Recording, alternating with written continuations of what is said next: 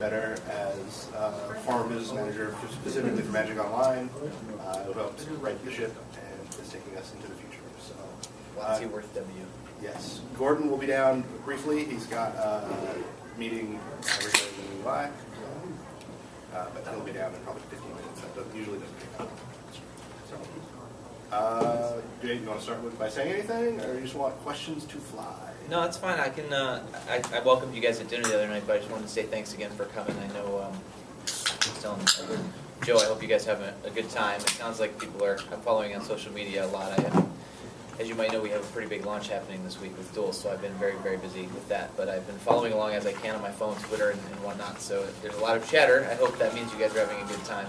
The community seems like they certainly enjoy watching you. So this is terrible. It's too bad you're losing right now. But we'll see what happens. How many more rounds we got? We got we Modern have 2. And Modern tonight, Standard tomorrow morning. Okay. So yeah, you have a Another chance. multi-ball tonight, right? No more multiples. Oh, no more multi-ball. Oh, that's it. Is it? Yep. We do the one. I heard we did well in multi-ball. Yeah, apparently it's hard to beat the arch enemy. Who knew? Yeah. That's one way of saying it. It's possible to get on it. Especially when it was played. Oh, we rigged it? Awesome. Yeah, a little bit. It's pretty standard. So, yeah, I guess it's your guys' hour for the most part. I mean, I don't know that I can say the entire time, but I'm here for at least half of it. So, fire away. I'm yours for half an hour. When is Modern becoming a format? Sorry, Anthony. When is Modern becoming a format? When is Modern becoming a format? That is actually probably a better question for. You mean official Magic format or like ported to Magic Online? Both. Mostly online. I don't play paper. I mean, I can't, that's a Forsyth question more than a me question probably. We tend to just follow along with what R&D is doing in that realm. Like if they decide for some reason that Modern is all of a sudden now it's a format officially, we'll be shortly thereafter putting it on Magic Online. For the record, I love Modern, by the way. I think it's awesome. I think it's an awesome sort of compromise between what Extended was, why people like Extended, and something that new players can get involved in. So why was the decision to not started with IPA since an IPA was the first? Another Forsyth question. Maybe Zach can actually answer, not to ambush you as you walk in the room, but the first question on the gate was, when is Modern becoming a format? And then Joe said, how come it didn't start with IPA? I don't really, I mean, it's more of an R&D thing than a me thing. Well, and then There's a couple of articles on this too. who read Tom LaPilly's article? Yeah, Tom Friday LaPilly wrote an announced it? article. I mean, he basically said there's a clear distinction between the old frame and the new frame. It's just so much easier to say modern. Everyone gets what that means immediately. Yeah. So That's basically what it was. yeah, I mean, so yeah, that article just says they had a bunch of starting points that they could do. Invasion is one that digital players like because it's the first set that was on Magic Online. Some people say Masks because it was the first one that was under the new design philosophy, but And after the reserve list. And after the reserve list. But really, they wanted a very, very clear visual marker that people didn't have to know the history of sets to be mostly correct. So 8th edition and Mirrodin have the new card frame. So with very few exceptions, there are promo cards that are hard to get that are in the old frame that are actually modern legal, and there are cards in the modern frame that are illegal in that format. But that's just because they're promo cards or reprints. And it's easier to say no to the corner cases than it is to make people learn the history of Magic. So for that piece, I mean, that's Tom's article. It was printed 2 weeks ago? on the Friday after we announced the format. So if you go look at the list and then go backtrack on Magic or on the website, you can find the full article on the reasoning.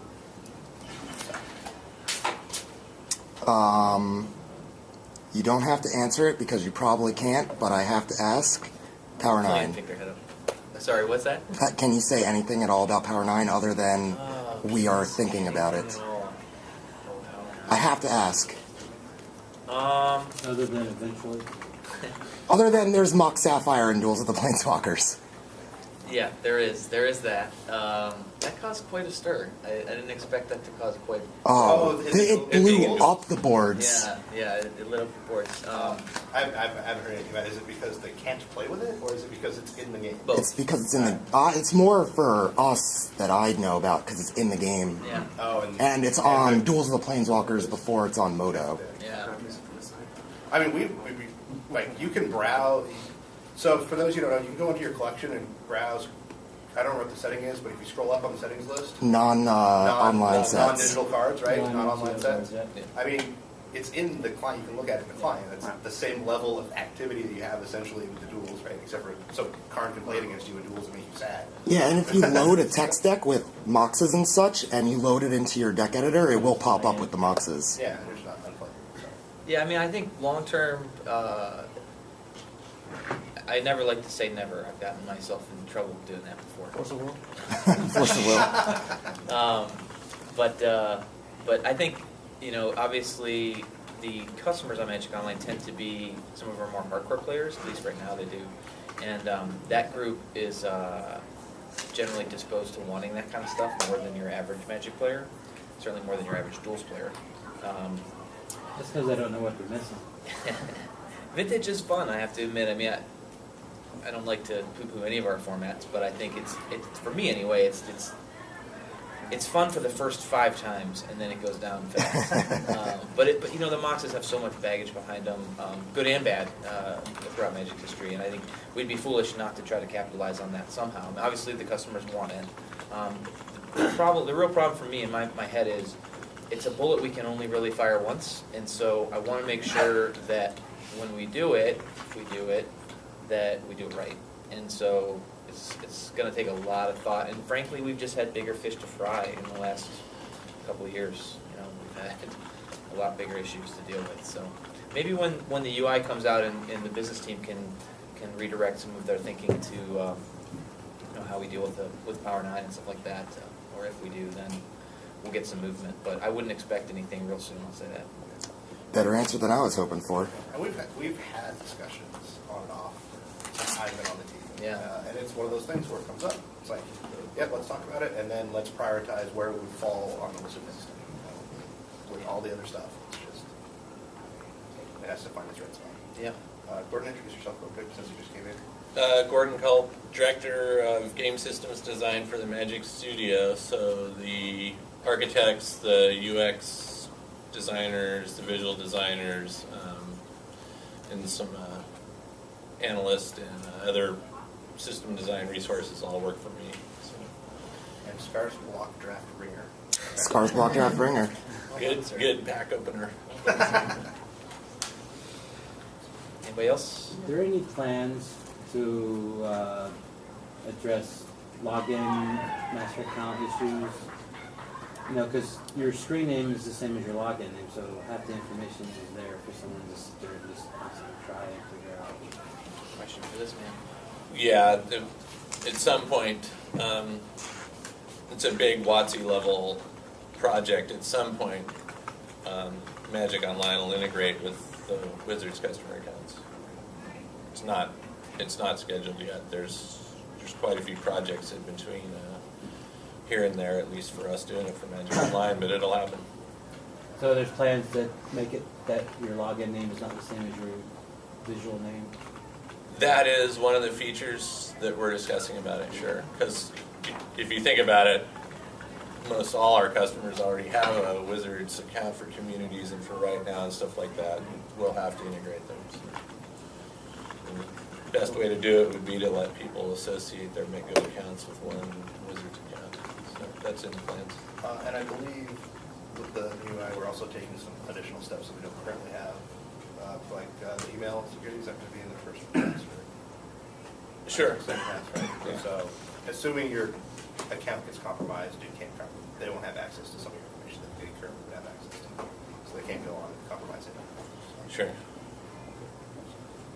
Luis, do you have a question? Yeah, I was wondering what the plan was for Masks Block. Is it going to be printed online as well? So here's what I'll say about Mass Block. You'll get it. It will be on Magic Online, but I'm not going to tell you how yet. So it will presumably be different. That's all I'm saying. Okay. Could be a red herring. We need retardant for So, Yeah. You'll get it. We have a tentative date for it to start releasing it, and it's not on the calendar yet, just because we want to make sure that date is going to be the final date. But you'll hear about it next couple weeks for sure. Okay, so we're going to hear about something relatively soon. Yeah. Sweet. Anybody else? Cube drafting and player run event queues. Are either of those on your radars? Both on the radar. I'm not sure what to say about player run events. I mean, I'm happy they exist. It's a little bit of a fine line for us what we can do to support them. You know, I mean. Well, I'm talking about being able to set up an actual event with no prizes. I see what you're saying. That was existing in the old plan, it's not sure. Like where you could sit down with your friends and draft, essentially. Yeah. Yeah, they were like casual drafts. Casual but I drafts, don't. that's what they were, I think you're talking about a little bigger scope. Well, like, let's say a top 8 event, but not run by Wizards of the Coast, run by one guy, and there's no prize support. Oh, so not like an 8-man, an actual 64-man turn. Yeah, like, so, like, there's all these player run events, and it's really taxing on the one guy running it. Running DCI reporter, getting all the people to do their matches correctly and report correctly, start their games correctly. Like, have you thought about possibly letting us set up our own premier event? Like tournament organization capabilities for players. Without prizes? Without prizes. Right. I mean, it's come up as where it is in the queue. As far as what Gordon was saying, you know, the casual drafting thing is probably more likely to be implemented sooner than a bigger scale. That's something I actually kind of miss personally, the being able to sit down with your friends and, you know, guarantee your queue essentially. You know, I know, Luis, you guys Just do a use lot team of. drafts, so that Yeah. was really fun. Yeah. You could guys do, like, post a lot of 3 videos on and 3s. stuff, right? What's that? You guys post a lot of videos and stuff with that kind of. Yeah, like we, when Scars first came out, actually, you guys made a queue so we could actually get. Yeah. And Finkel got left out because some random person joined, but it was still a pretty sweet draft. Yeah. So.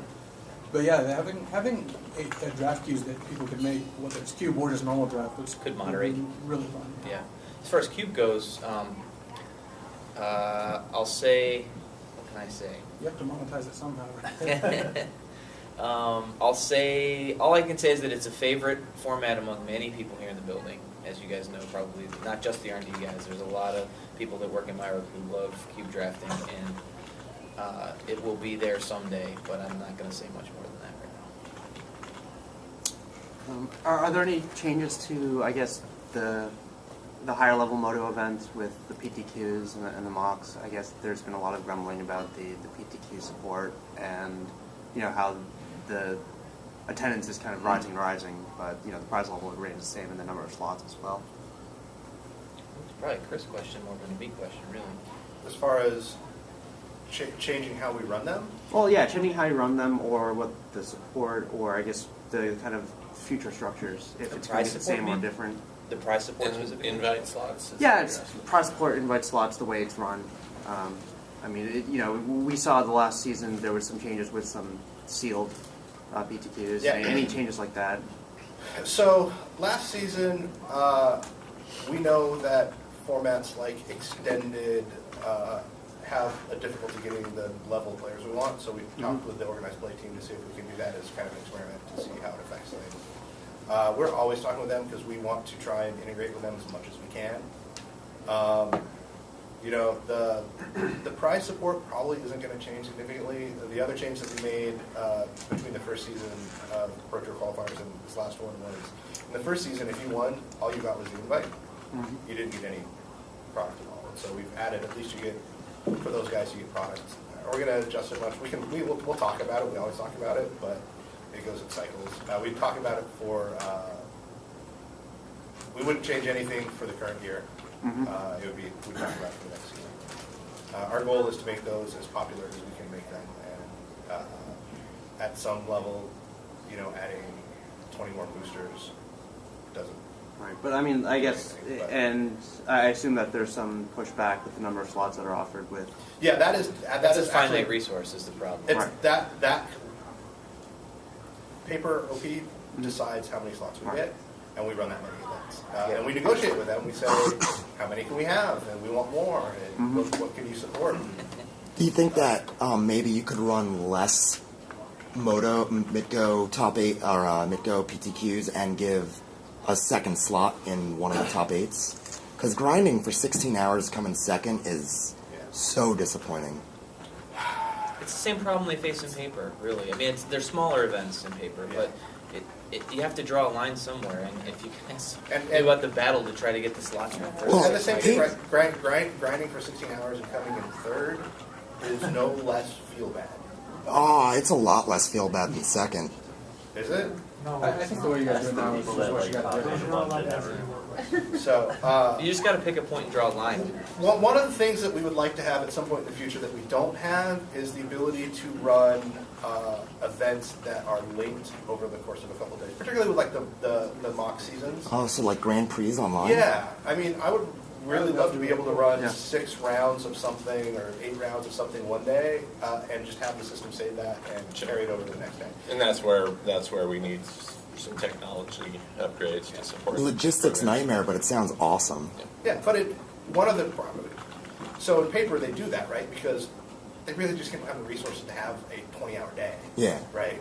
Magic Online, unfortunately, that's the only way we can do it effectively. So we will just run the big event. And the nice thing is you're playing from home, so at least you're at home, right? So you can manage your time that way. But I mean, there's a lot of things we'd like to do over time to make the experience better, particularly for the China events. One of the problems we've had since I've been there is getting premier events to feel premier, and then having other events that are big that fit into people's schedules. And that's just a constant battle. So. Marshall, you were next. When I draft, I have 3 choices. I have Swiss 4322 or 84, and Swiss and 84 pay 12 packs to the players, and 4322 pays 11. Why? That was a change that predated me. I guess at this point it's inertia more than anything else. I mean, there's no great answer I can give here other than the obvious one, right? I mean, because we can, I guess. It's been that way forever, and it's so popular. Like 4322 is our most popular queue. Yeah, I know. So- It's funny. So if people Yeah. stop playing them, would that Of course, I mean, yeah. prompt you to change it? Yeah, of course it Yes. does. Yeah, I mean, one of the things that has really been instrumental in turning Magic Online around from an internal perspective is the advent of what we call them now, the Mako business team. Started off very small. It was me and whoever resources I could beg, borrow, and steal out of other departments. Now it's actually a thing, and Chris runs it now. It was basically my first real job on Mitgo's, creating that. And what we do in that team is we use a lot of, if you look at the industry nowadays, there's a lot of words like analytics, telemetry, A/B testing, multivariate, all that kind of stuff. We have a mountain of data in Magic Online. So much data that it's at times hard to, it gets unwieldy. But our mission in that business team is to look at that data and make sense of it. And one of the top things we look at is, are people engaging in whatever offering it is? So from OP to, if we run a sale, I know we've run a sale on Masters Edition at some points in the past. We have all this data and we plot it out and we figure out what's the best thing, what's getting the most response, what are people actually doing? Because on the forums I see people talk about, talk with your wallet, whatever. I mean, that's how you get businesses to change But they're their not practices. But people are playing 4322 more than anything else. So. And it's like, we have the same discussion when it comes to people saying, well, how come you can't support Kaleidoscope, or how come you can't support, Tribal Wars or whatever. And the bottom line is, we know exactly how many people are playing those formats, and everything can't win. You have to put stuff in a priority order. So the bottom line is, if stuff gets played, we support it, and if it doesn't, we don't. It's you guys who decide, really. Yeah, I'm going to tell my listeners that. Yeah. I've got an easier one too. Notepad built in. That's a good I don't one. know if that's really hard to do, or Oh, as far as like in client taking notes? yeah, no, like for making decks and not having to have it in a separate app. Oh, I see. Something to think about for the new UI. I don't really know. So- What do you want to say? I don't know what you want to say. You guys decide. That's, Yeah. we can say it, right? Well, I mean, it's just good notepad. It's in the spec for client to have an ingrained notepad for For gameplay. V4. So, yeah, I mean, we know people want that, and that was something that we wanted to try and get in this one. So, final cut, I don't know where we're at with it, but Yeah, right. it's certainly in the spec for the future. So, Right now, it's kind of hanging off the chat UI. Speaking of pads, people wondering when Mac or iPad, when you'd be able to play Moto on those without jumping through the hoops. So again, I go back to the does the ROI make sense? And it's a little less clean, obviously, because we're making decisions with imperfect information in that case. Like, what's the size of the Mac market? If we make a Mac port, is it really going to be worth it? Will people, do our customers fit the normal Mac profile? As in, 15% of the online gaming population or whatever. I tend to think it's a little bit higher for Magic players, but it really comes down to an ROI thing, and it's certainly on the radar. It's talked about a lot because we have a lot of Mac people here at this company. And you should, especially on the third floor in the art department, you should see some of them. They are Steve Jobs devotees. And there's Mac guys in our studio. There's a couple of them. I've got an iPhone in my pocket. I mean, I'm running the game with Parallels right now, and I would love to run it natively. Yeah, and it's pretty common. I think we have to, every, 6 months, 8 months, 10 months, we kind of circle back and be like, okay, well, does the market change for Mac gaming? Have our customers changed? I know we've done market research in the past, asking about platforms. That's another study we run probably once a year, I'd say. Yeah. So there's sounds like there's another study coming soon. But when we get the research back on that stuff, we plug it into our models and see if it's worth doing. Just at this point, hasn't been worth doing. I suspect that it will change soon-ish, but for now, no specific plan. Has there been a noticeable? Yeah, you've had your head in it for a while. This is kind of like related to the player-run events and stuff, and kind of like a clan issue.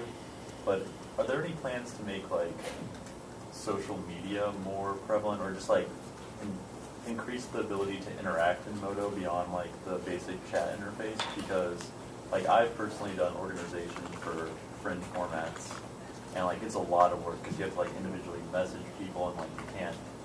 There's like no way that you can take notes like to the people that you've talked with. You just have to kind of like scroll through chat log, which is really painful too.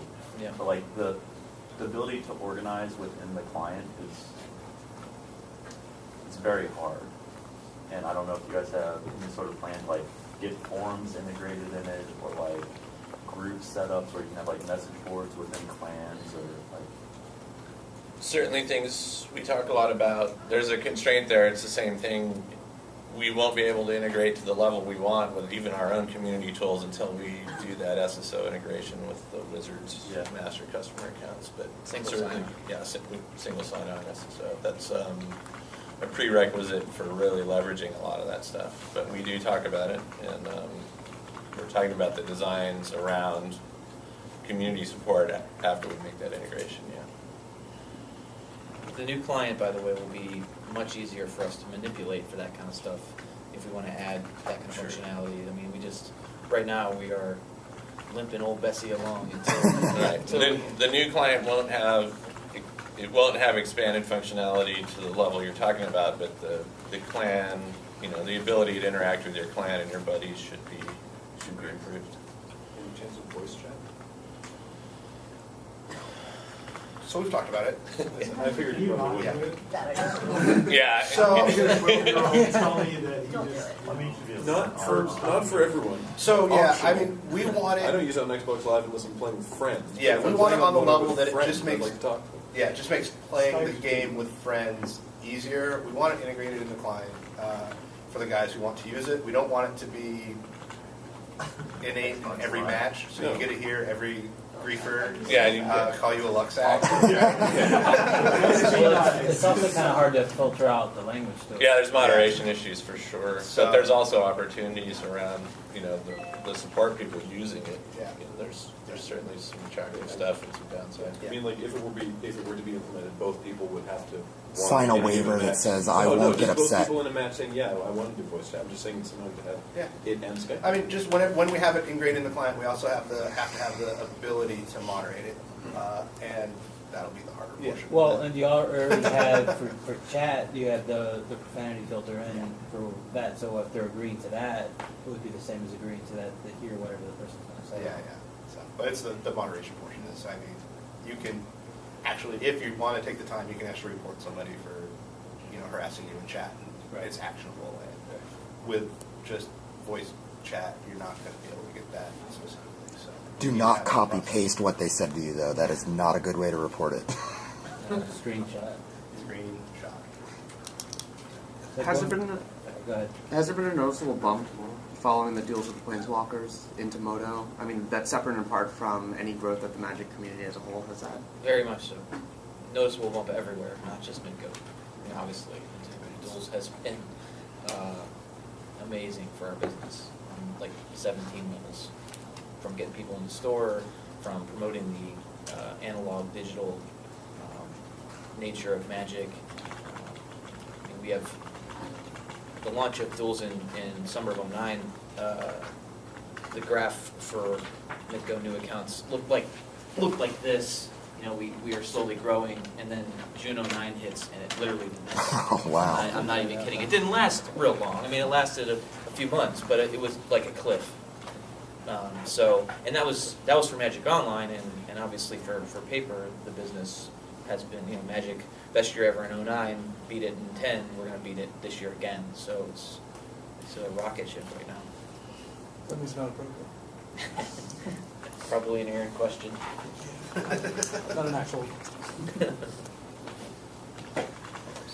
I think I talked to Chris about this a little bit, but like the help features, he said that you guys were planning on, like somewhere out in the future, having it built into the client, like walkthroughs, and I can't remember the terminology. It's like some sort of more dynamic help. Yeah, sure. So long term, we certainly want to not only have video tutorials of how to use the client, but actually tutorials where you're interacting with the UI. That's something we're working on. So is the UI that you're designing now, like, does it have like modules missing where you can plug in stuff like that, or will it have to be a complete reworking again? No. That's something, the platform we chose, it's capable of doing stuff like that. So then it's content generation, right? Yeah. So it's getting a good educational UI designer guy in to work with our UX guy to actually build those tutorials. Mark? So we brought up some kind of small fish type things like setting up custom cubes and notepads and things like that. What are the big fish? You guys keep saying, well, we've got bigger fish to fry. So like, what are the one or two? Well, the ones? UI itself. The UI is the big one, right? Well, there was a few. It depends how far back you go. I mean, stability has been the absolute #1 priority in the last, since April of '08 when we launched the new client. You've got that pretty good now. Yeah. Last week I was a little disappointed. But if you had asked me 2 weeks ago, I would have said yes, we do.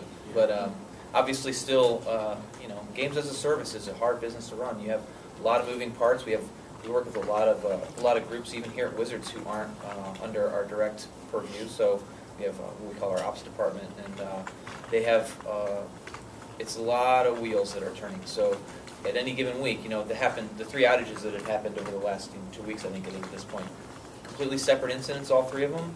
But as far as you guys are concerned, it's like it's all one thing. I can't play Midco, right? Yeah. So the bottom line is, customers can't play on the system. They don't really care why, even if you tell them the truth, which we do. I mean, they really were 3 completely separate incidents, totally unrelated, but it just was bad timing. But up until that point, and to be fair, even last week included, we've had, for the folks who've been around for a few years, it's been a lot better in the last couple of years than it had ever been before. Not only that, but the capacity in the new system, what we're doing on the back end, we continue to grow. The old client was 4,400 or something max people. Well, And Yeah, then- and it didn't do in very well. theory, lower. and then it actually died somewhere around 2,800. And our daily averages are way north of that now, even in non-release times, way north, double, triple that. So double that anyway. So going to 4 though, the UI is what you're looking for now. Yeah, I mean we're trying to knock the big things off the plate, and I think the UI is sort of like, well, there's one other big thing that I can't really talk about, but the UI is certainly the biggest thing coming up next. And then once that's off, it's certainly, let me put it this way, the UI is the next biggest customer-facing thing. We've got stability handled, I think, at this point for the most part. The UI is the next big customer-facing thing, and then the thing after that is internal. So, for the most part, we can probably start moving on to the other stuff once the UI is out the door. But to give you an idea, we kind of segment our development efforts are kind of in 3 areas, and it's really easy to forget the fact that we're putting out huge content updates you know, Yeah. constantly. That's really what's at the top of our priority list day to day. Then after that, we've got a feature pipeline. There's all kinds of stuff. There's the number of great ideas we have to put into this game is long and distinguished. And then we're also constantly trying to keep the infrastructure upgrades coming, because while we're in a great place with stability, it's much better than it was in 2008. We do have to continuously chase it because the community's growing so fast. Joe, you. Yeah, is there any plans to do in-game bug reporting for the live client? A lot of people say, oh, I have to go to the website, I'm not going to report. I mean, yeah, I've been asking for that for a while, and I believe we have it spec'd out. I don't know if we're going to get it with the first launch. Yeah, there's a little challenge there with us not being SSO integrated. Yeah. So we are working on that. But we've talked about some solutions, and it's something workable, and it's something that the business really wants, Yeah. because our goal is to make it as fun to use and as easy as used as possible, and being able to do and so the bug reporting, and I lump this all. Whenever we solve that bug reporting issue, we are also going to be able to solve conduct reporting and compensation requests. Yep. So all in the same swing, right? And it's all going to be something that just makes the game easier to play. And it's like, oh, I need to request compensation. Click. It kind of does some stuff for me, and then I fill in a little bit of information and send it. I don't have to leave the game. And we don't want you to have to leave the game for doing things Right, like it's that. kind of like the notepad thing, having a dropout, go into notepad, Yeah. and come back. And So, I mean, that's something that we've been pushing for a while, and we'll get it prior. It's going to come down to priorities, right? We want it. Will it be initial UI launch, or will it be sometime in the future? That's a priority. But it's also something that's clearly good. It benefits us. It benefits our support teams as well as the customers. So it's something we'll definitely chase. Sorry, go ahead. Going back to about the booster prices and people not playing certain formats. Do you guys look at events that don't fire and then look at why? Because maybe the secondary market is affecting, like the M11 boosters are selling for 1.5 ticks. When they're selling at 3 or 3.5, they're firing more because the payout's better for the person to play it. Do you follow that with it dropping off and think to change it, or because I know you guys only change payouts at a certain time? So yeah, I mean, we don't look at secondary market prices pretty much as far as making decisions. We monitor it at a little bit of level, just as a general. Let's keep in touch with stuff and see how things are doing. Like we see it on the forums, right?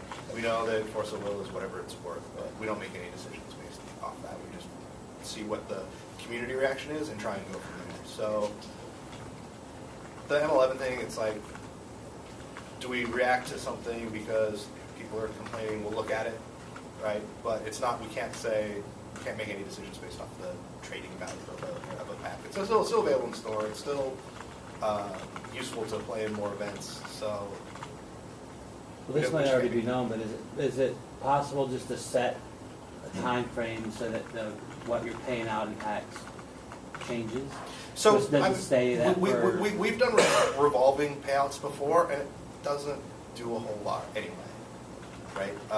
We'll look at some. We've been talking. This week has been crazy. We've been talking about some special stuff. Like we will change payouts to support a release or to support something away. So like Legacy gets upgraded to Urza's when Urza's comes out, right? And then it goes back to its normal thing. So I mean, we'll do stuff based around the launches and other stuff we do, but we're not going to do a reaction to it. Well, I think you'll see probably a couple of events fire when you do the med block draft with someone else. Yep.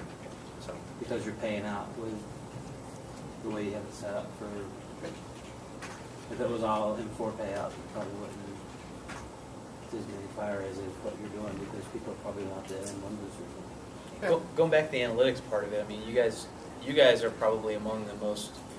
Let me put it this way: most of our customers don't know what the 2 letters EV means. I mean, you guys obviously run that calculation all the time.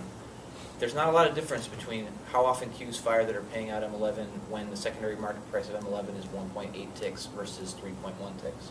It just doesn't matter. Like, people don't run that. It's not. It doesn't matter in the grand scheme of things to the broader audience. They don't care. They want to play Magic, and at the other end comes a booster. Has there been any discussion as to prize payouts in generic booster packs? Yeah, I mean, Do you want to talk about that? I mean, I can. Go ahead. Yes, we've talked about it.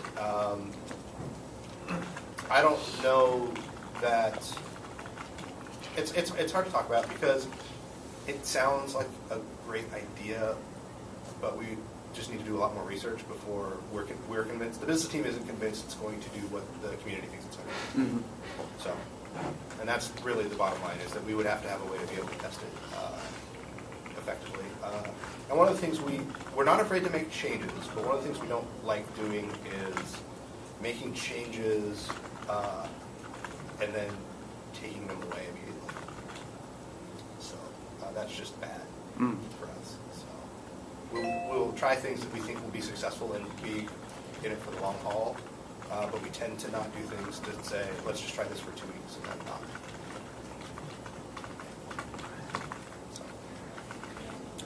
What's holding back the Popper format from going from classic to having a standard format online that is supported? Question. Meaning that we only run Popper in Classic right now? We run People are asking for standard Popper. Well, That's- there's a lot of pre's that run standard. There's Right. 2 a week that run anywhere from 30 to 40 people per event. Yeah. And it's all done outside the client because it's, there's no money involved. It's all free and donated prices. Yeah. So it's a lot of legwork on the players, but the players want to play that format in Popper, so they go through those steps to do it. But you're constantly checking for the filter, because when you filter standard, there's uncommons in there that aren't commons because they weren't printed current sets as commons, so you can't use them. Yeah. I mean, we talk about formats. I mean, a lot of those formats, it just comes down to how, when, where we would launch it. Popper is successful as it is, and part of the reason is that if you're going to play in a tournament, you're playing Classic Popper, and there's no split audience at all. And Especially with the niche formats. Sorry to interrupt you, Chris, Yeah. but I mean, that's really what it comes down to. Is it's a finite number that you can have before you start splitting your Magic is by far among digital games, I think, a game that is dependent on critical mass more than anything. And when you start adding formats, as cool as they sound, like and You cannibalize. splits them Yeah, up. and I Yep. think George has seen this a lot because, so when you had 100 card singleton in Classic, which was the same card pool, but different formats, they were firing fine-ish by themselves. You add a third piece to that, which is Legacy, and it takes both of them. Or it Right. hurts everything. Because you're pulling the players like, oh, I'm going to go play. I'm going to play with an eternal card base, and I'm going to play the one that I want, and it's no longer 100 card singleton or Classic, which I would have played. It's going to be this new thing. So it's tough, and we want to support those formats. Like the existing formats, we try and support as much as we can. And I think we're making some steps. We've talked about this before. One of the things I fought for a long time was getting a lot of the specialty formats on a set schedule. And now with the dailies on a set schedule, It's too much. Like, you can't gather critical mass because, like, some people are in Europe and they want to play during the European ones. And You can't do it when it's a rotating. You have to check the schedule every week to see when your event is that week. But now that the Classic, I mean, I don't know. Every Saturday and Sunday, the time slots, it's Yeah. a huge boon for the Classic format. And those rotate through the week, right? So they will hit in European times. Now it's a matter of those time slots getting critical mass for those slots, but they're always going to be there. We're not changing those anytime soon because that's the way that those formats are going to be successful. The two-player queues are another way where hopefully you can get a two-player. It's not a full tournament experience, which is the downside to that. Those two-man queues are very successful, but everybody who played an eight-man queues, constructed queues, knows what two-man queues do. Fire rates for those, right? Because I don't have to wait for 7 other guys. I can just hop in and play. And if I win, great. I get to play again, and it's like I'm playing an eight-man queue. And if I lose, it's not that. I mean, did that answer the question? Really? Yeah, once people Yeah, think so so really, right now, looking at it, it's not viable to. Yeah, I mean, I hate killing formats. It makes people very sad. So we try to do it as little as possible. We'll try and support those. But at some point, when we have stuff on the schedule and try a bunch of different things, there are other things we can try. There's other things we're talking about trying specifically for the specialty formats. But even core formats like Extended, Extended is the weirdest format ever because when it is in season, it is incredibly popular, and when it is out of season, it is crickets. Well, is it possible, I mean, it doesn't really make you money if you do it, but is it possible to set the filter so that you can set up a game for that, even though you're not planning any event for it? We've talked about it. I've talked about it a lot with our UX designer about at some point in the future having more filters, but that's not going to be an initial design for sure. But I would like to see a world where in your casual play you say you have the card set that you want to choose, and then you have the format filters you want to use. So it just exists in a game client, and it's but that's that's on the list of things. Because if you get that step out of the way, if you ever decided to do an event, it's already there. You just go and set the event up and the coding's done. Yeah, I mean, how the system handles events is very different currently. So it's always. I was just saying, I've played a lot of these formats, and once a format starts getting a reputation for not firing, it just goes downhill really fast. Because then people don't want to spend the time to put that together if they don't think. They're very momentum based. And that's indicative of just the digital age in general. It's why two-man queues are very successful, because your time constraint is eliminated essentially, right? If I have to waste time, even 5 minutes waiting for something to fire, it's really hard to do it. Which is once again why I like the scheduled daily events, because you know to show up close to when it's going to fire, you can make your decision at that point. So is it logistically unfeasible, or do you guys just not want to try and get new set releases online closer to the paper release? Like with the whole new Phyrexia thing, I thought that maybe we might get the online release a little bit closer. We discussed it actually. It was one of the first things I asked for when I found out the unfortunate leak happened. I said, well, how do we make lemonade out of lemons a little bit here? At the end of the day, we were just too far along the development path, and we have such a rigid process for getting these content updates into the system. If we screw it up even a little, it's really bad. And at the end of the day, we decided we could have done it. We could have extended our public beta because of the leak, but that would not extend our internal testing effort. And New Phyrexia had some big changes in it. We did expect to extend public beta. Yeah. We had a longer but beta. I'm sorry, that could have allowed us to try to talk about pulling the release date forward, but then we would have actually been reducing our internal QA effort. And there was some big changes in New Phyrexia and the rules engine. So. Frankly, there was a part of me too. I mean, like I said, we had wanted to make lemonade out of lemons, but there was a part of me that didn't want to give anybody an incentive to do it again. You know, like go steal our IP and then you get a make a release earlier. Like it's not a good message to send. That's 3 or 4 people versus the rest of your customer base. But I'm not saying that.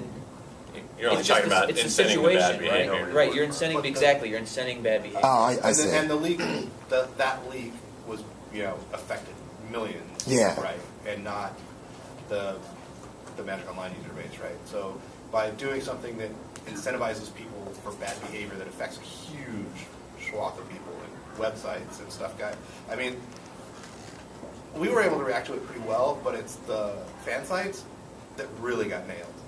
Nobody won. Yeah, nobody won. Yeah. That's a good way to put it. And I wanted to make sure, it's just one of those things, like you get a giant scale in front of you and some things go on this side and some things go on this side, and eventually you have to make a decision. Like, yes, it's bad because I don't want to incent bad behavior, but it would have been good because we'd like to give you guys the card sooner. To your original question, it's really about to release a quality product, we have to run a specific QA cycle. And to run that cycle at a risk that is acceptable to business, as far as leaks go, we have to wait until the set is essentially spoiled. And the public betas are an important part of our testing effort too. Let's do a great job. Yeah.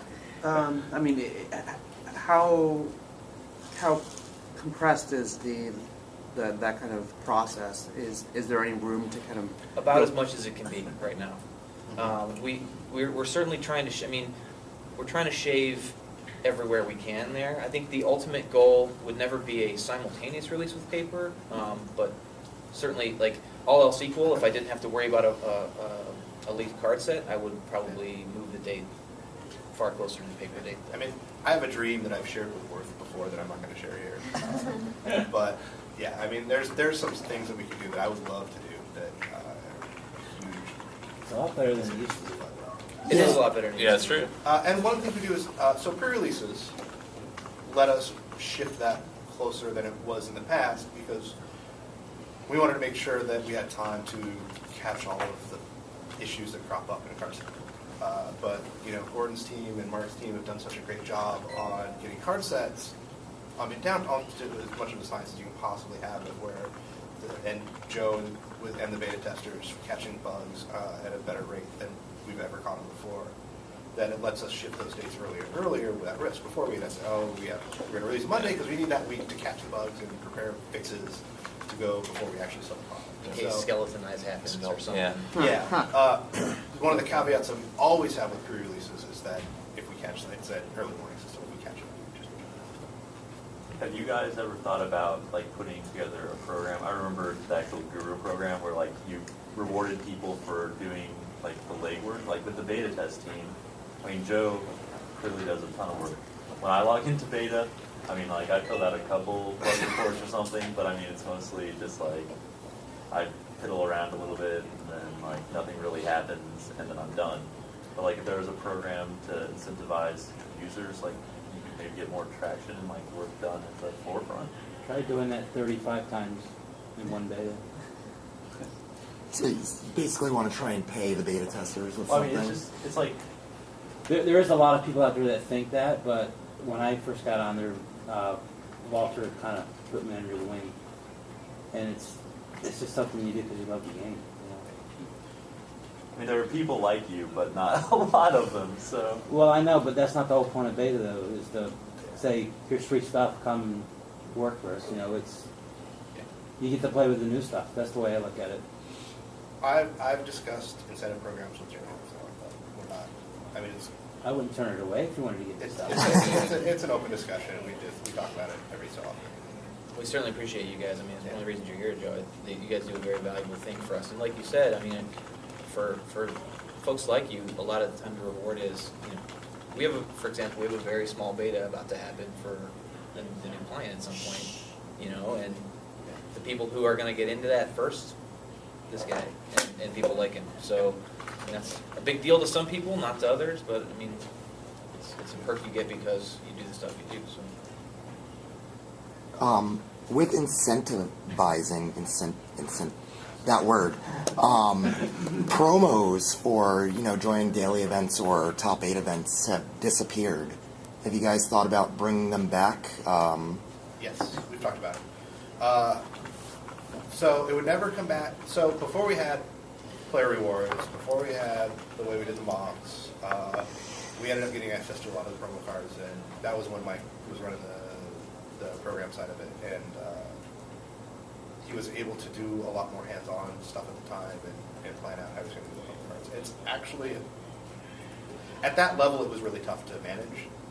We've talked about doing it on a smaller scale again. And we have done a little bit with some of the other events with the Walmart stuff going on. Thursday Night Magic. Thursday Night Magic, we try and match up with the paper ones because those are cool, and it's that program. We like that program existing on Magic Online as well. And we've talked about it. We would look at doing it again, particularly for the specialty formats. I mean, you're not going to see it for the core formats probably ever. Yeah, standard doesn't need help firing. No. And then it's just a matter of getting a solid collection of promos that we think will be exciting enough. I know, talking with Mike and George and Graham a lot about promos, it's like, put any promo on the event and it'll fire. Well, we know that's not true. You put a Nature's Claim on there, it'll fire. We don't, not all of our promos are Nature's Claims. Well, none of them are Nature's Claim, right? Right. But, the Circle of Protection Red, that does nothing for anything. So it's not like you just throw any promo on there, it's going to do something. It's got to be playable in the format that you're trying to. It's another finite resource, too. Yeah. We don't have infinite of them. Yep. Well, you throw either Jace the Mind Sculptor on there or Hellfire. Yes, of course it will. Yeah. So, it's definitely something we're talking about. Do you guys have any like favorite work-related experiences you're willing to share with us? Like, I know it's a little bit of a lighter question, but I'm just kind of curious. Worst wife sent in some really good cookies the other day. Those were good. They were Dangerous. worthy of mentioning in this event. Here's how dedicated I am. It's my 10-year anniversary today, and I'm here at work. So. Oh, tell your wife thank you. Yeah. But I can't miss the community. I worked her in for lunch, so she's happy. So, I mean, doing stuff like this is always a highlight. I mean, it's just great. I mean, get into a lot of cool stuff here. I got to travel a ton last year and see live series events for the first time. It was awesome. But I mean, it's great to work here. Is riding the Ducks on that list? Right, definitely on the list. Bob LeBlanc was the best guy I've ever met. My gosh, he was My gosh. awesome. My gosh. My golly. My gosh. I mean, if I could have hired him to lead the tour of The Office, that He was a little high strung. yeah. It depends how far back you want to go. This place has changed a lot. I mean, Gordon's been here longer than me, and I've been here over 11 years now. And it used to be a different place. It's a little bit more corporate now, in both good and bad ways. We used to play, chair hockey in abandoned conference rooms. That's a long time ago. There used to be root beer taps in the hallway. They took it down. Root beer attack. Yeah, no kidding. Those were gone before I got here. Let's see, what else was crazy back in the old Watsy? I mean, it was a different land back then. It's a little more Hasbro-ized now, but it's good and bad. I mean, you get resources of a giant company. It's kind of like you're on the Titanic. It's frustrating at times because it's like you want to turn left, and you're like you radio down to a guy who radios to a guy who radios the engine room. They're like turn left, and the engine room starts to turn left, and they radios back, and they radio. And eventually, you're like we're turning left, and you look out there, and you're not turning. Turn left? Like, are we turning? Are we turning? So it's tough in that sense. I sort of envy the guys at startups who are like do a thing, and then tomorrow it's happening. So. Or your own business, like you say you want something on the website, well then it's on the website in like 10 minutes. There's no, you don't have to go through legal, you don't have to go through brand, you don't have to go through a million different departments to make sure it's okay. But, Sometimes a lot of resources come in handy, though, I'd imagine. yeah, it's true. Yep, there's good and bad parts. And Chris brought it up, the travel is great, and then in more recent years, even in our more corporate years, we still send studio people out to the Pro Tours from time to time, and those guys love seeing the actual community that we're building stuff for. Those are great experiences. We've sent devs to, card devs to Pro Tours a lot. We've started sending some testers, some server devs even have gone. Yep. But yeah, they always come back with very positive experiences. We really take the travel for granted. They come back wanting to fix more stuff too. They do. After talking They about do. it. They come back energized. Yes. Yeah, exactly. Yeah, everybody takes the travel for granted, I think, a little bit here. But when I talk to people outside, and the folks who play on the Pro Tour, I'm sure can relate. What did you do last week, guys? And I had to go to Tokyo. People are like, what? I'm like, yeah, it sucked. I mean, last year I had 6 trips, so that gets a little bit much. Yeah. You do the same thing. You travel a lot. Yeah. But it's an experience that you can trade for nothing. After you So last year there was a Legacy Mox, and the championships had Classic in the part of the formats. Do you guys have plans to do more sort of varied formats throughout the months and the championships? So we definitely want to promote Magic Online specific formats in the box. It is the Magic Online Championship Series, and we think it's important for those players to be versed in everything that we offer, which is why we do. Why we've done Classic, why we've done Masters Edition. Yeah, do you think that there could be a Popper Mox? I do. I would not put that out of the realm. It's, again, really popular, really pretty unique to Magic. I mean, people play it elsewhere, but typically, if you're going to play a more casual format, you're just going to play whatever cards I have format and not be limited to commons, right? So it's very specific. So what would a Popper Mox do? Yeah. What's that? What would a Popper Mox do? Oh, No, not the Popper season. Oh, MOCS. Oh, MOCS. Yeah, I got you. MOCS. Where one of the seasons is you play Popper. So yeah, that's certainly not likely to see something like Kaleidoscope, because of its popularity level, but you would see if some of the more popular Magic Online specific formats are. Is there anything you can share about the lifetime player rewards promos that you? Oh yeah, well, we're probably going to announce it next week. I can't remember what the first one is. So the Hero Bladehold will be one of them. We're going to do promo cards like we did last year. One of them will be one that's isn't released yet. Ooh, and then 12 card? No. Ooh. It'll be a massive card. And will you get those for doing what? It's for your lifetime Poker points. We're going to use a very similar formula that we did last year. So I believe the thresholds were 300, 600, 1,000, and 3,000 points. So 10,000 will get it? Because that's my lifetime rewards points. 10,000 will get one of them. I have to run. I have an 11 o'clock. I wanted to say, Michelle, I had one more. I remembered it after I stopped talking. Kind of why we do what we do. I see multiple times we've had Make-A-Wish kids come through here, and it's unbelievable, really, if you think about it. Like, literally, you can do. I get a little choked up, actually. Literally, you can do whatever you want, and you come here to talk to us. It's like it's crazy. They want to talk to Richard. Sorry. These kids have like a month left on Earth, and they come through here, and so it's kind of unbelievable. Yeah. But that's happened 3 times, I think. Yeah, it happened actually for the Community Cup last year. Yeah. One of the people who wanted to invite to play was like, "No, I'm playing with that." Yeah. It's kind of unreal to think that it matters that much to somebody. You know? Yeah, that's kind of amazing. Yeah. Very touching. So that's kind of a reason you do what you do every day. Yeah. So I've got to go. I'm sorry, but I'll be around. Thanks, Worth. Yeah. I don't know how much time you have. I can stay a few. Okay. Oh, what? I don't want to be on camera. Oh. Yeah, is there a more finite or more definite timeline for the new UI that you can share? If anything, just bad luck to talk about dates. But yeah, I mean we're getting really close. Yeah. We'll ask we're going to have beta announcements. Yeah.